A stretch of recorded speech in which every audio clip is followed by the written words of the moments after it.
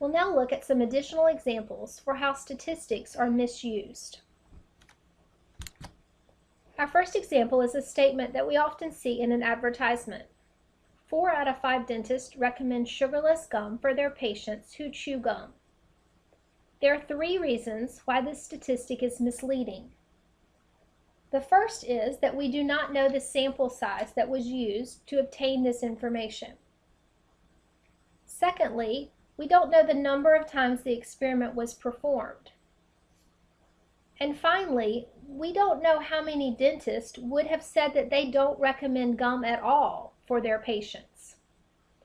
So for these 3 reasons, this statistic is misleading.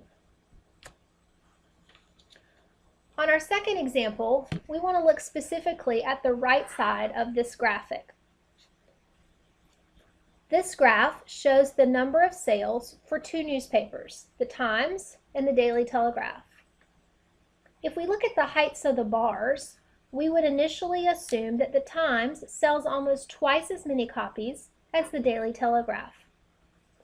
However, when we look closer and we look at the actual numbers, we can see that there's not that much difference in between the number of sales, 446,954 versus 485,720.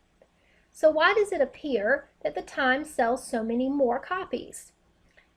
Their answer to that question is in the scale that's on the right-hand side. Because the scale is set up as it is, the graph appears to be misleading. Our third example is of a pie graph.